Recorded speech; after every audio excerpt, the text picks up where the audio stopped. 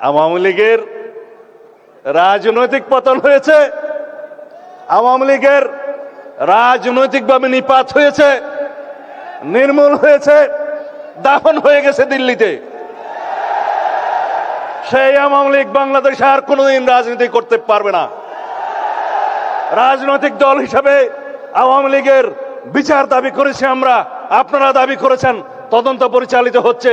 ইনশাআল্লাহ খুব শিগগির রাজনৈতিক দল হিসেবে সেই রাজনৈতিক দলকে বিচারের কাঠগড়ায় নিয়ে যাওয়া হবে। এরকম একটি নৃশংস হত্যাকাণ্ডের পরে, গণহত্যার পরে আজও পর্যন্ত সেই গণহত্যাকারী শেখ হাসিনার কোন রকমের অনুশোচনা নাই। তারা জুলাই যোদ্ধাদেরকে অপরাধী হিসেবে তকমা দিচ্ছে। বাংলাদেশের এই গণ অভ্যুত্থানকে তারা বলছে একটা জঙ্গি তকমা দিচ্ছে। বাংলাদেশে নাকি জঙ্গিবাদের মধ্য দিয়ে তাদের রাষ্ট্র ক্ষমতা ছিনিয়ে নেওয়া হয়েছে। এর চাইতে লজ্জাস করার কিছু নেই। তাদের মধ্যে অনুশোচনাও নেই, তারা দুঃস্বীকারের সেই অবস্থাও তাদের নেই, সেই ইতিহাসেই তাদের নেই।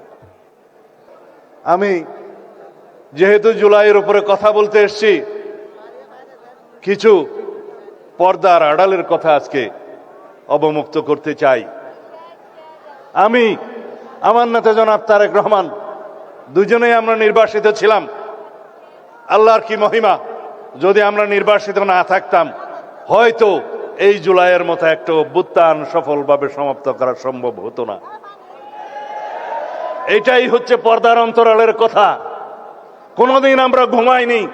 24টা ঘন্টা কোঅর্ডিনেশন করে আমাদের নেতা কর্মীদেরকে বিভিন্নভাবে আমরা অর্গানাইজ করে এই জুলাই যোদ্ধাদের সম্মুখে রেখে অরাজনৈতিক পরিচয়ে এই আন্দোলনের একটা পর্যায় পর্যন্ত আমরা নিয়ে এসেছি।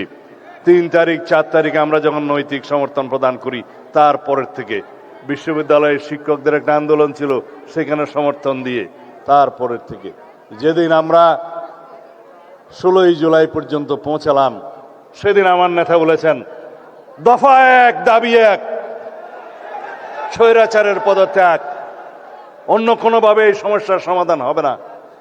আজকে যারা জুলাই যোদ্ধাদের নেতৃত্ব দাবি করেন, তাদের অনেকেই সেদিন বলেছিল আমাদের কোনো রাজনৈতিক দাবি নাই, আমাদের দাবি বৈষম্যহীন এই ছাত্র আন্দোলনের দাবি, কোটা বৈষম্য দূর করতে হবে, সেটাই ছিল তাদের বক্তব্য।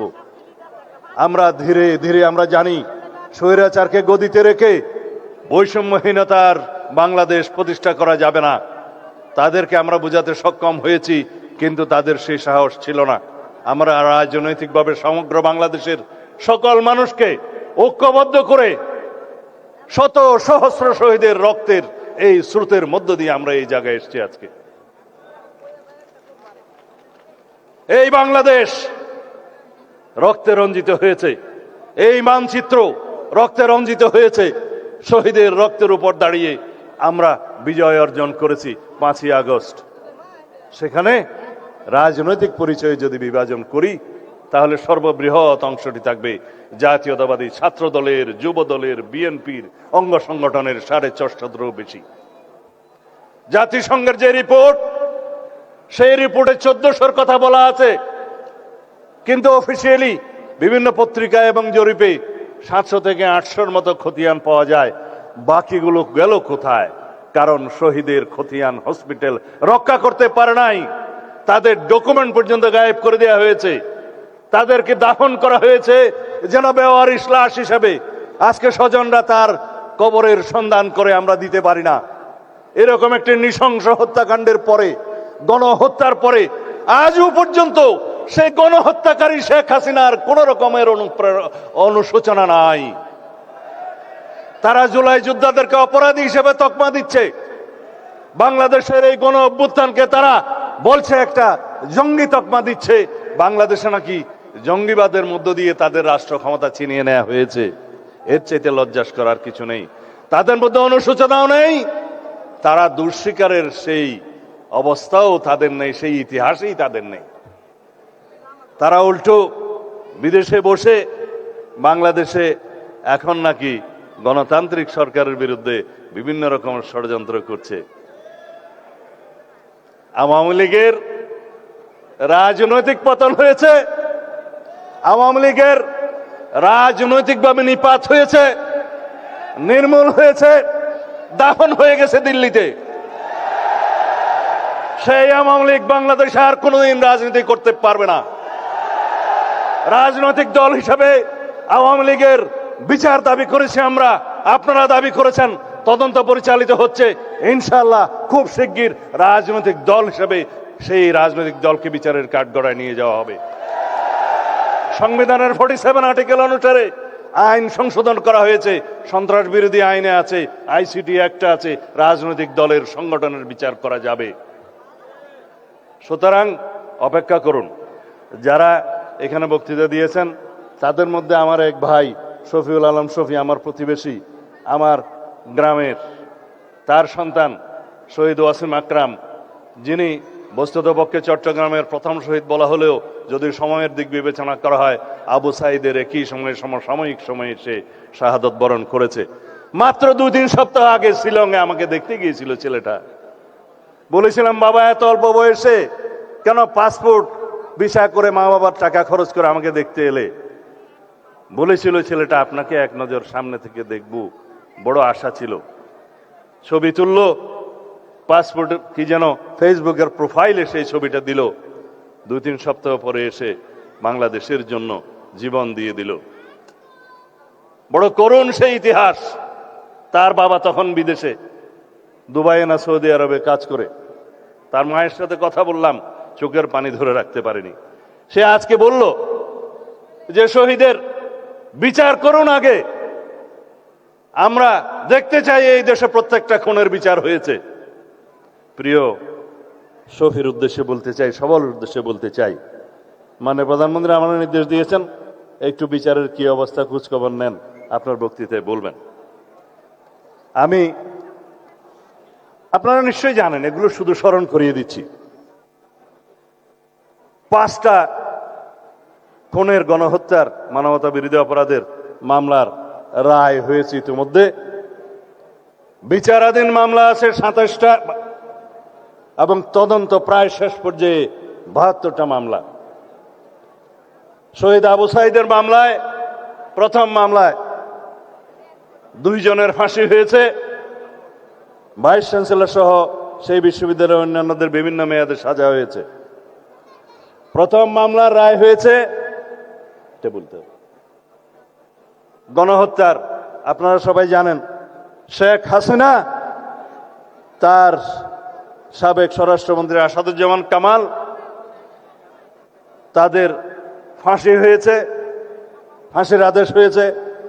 তৎকালীন আইজিপি মামুন রাজসাক্ষী হওয়ার কারণে তার সাজা কম হয়েছে, তবে সাজা হয়েছে। আশুলিয়ায় লাশ পোড়ানো হত্যা মামলার 2 জনের ফাঁসি হয়েছে।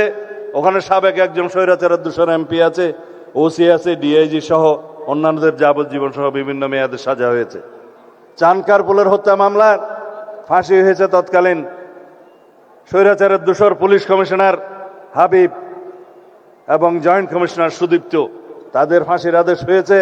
অন্যান্যদের বিভিন্ন মেয়াদে সাজা হয়েছে।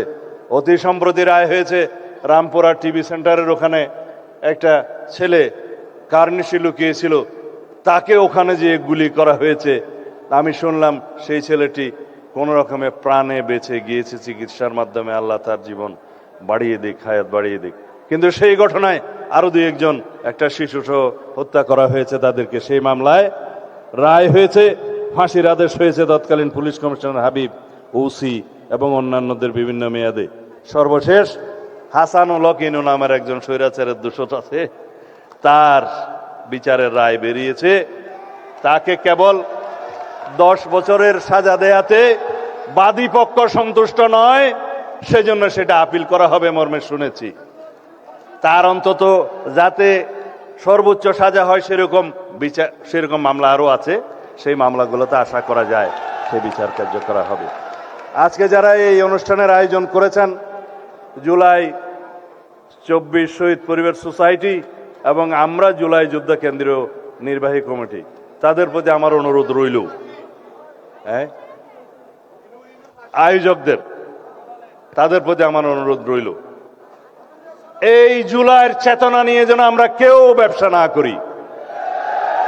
যারা জুলাইয়ের চেতনা নিয়ে বিভিন্নভাবে রাজনৈতিক সংগঠন করে রাজনৈতিক ফায়দা নেওয়ার জন্য চেতনা বিক্রি করছে, তাদের পরিণতি কিন্তু ভবিষ্যতে দেখা যাবে। ইতিহাস কিন্তু তাই। যারা 71-এর মুক্তিযুদ্ধের চেতনা বিক্রি করত, তারা চেতনা বিক্রি করতে করতে আজকে দিল্লি যেয়ে বসে আছে। বাংলাদেশের মানুষ তাদেরকে উৎখাত করেছে। সুতরাং চেতনা বিক্রির ব্যবসা ভালো নয়, রাজনৈতিক ফায়দা নেওয়ার উদ্দেশ্যে ভালো না। আমরা এই মহান 2024-এর জুলাই গণ অভ্যুত্থানের ইতিহাসকে ধারণ করব, স্মৃতিকে ধারণ করব। অনাগত কালে ভবিষ্যতে আমাদের প্রজন্মরা যেন দেখে স্বৈরাচার ফ্যাসিবাদের পতন কিভাবে হয়েছিল, ফ্যাসিবাদী স্বৈরাচারী আচরণ যেন ভবিষ্যতের কোন সরকার না করে। খোদা হাফেজ।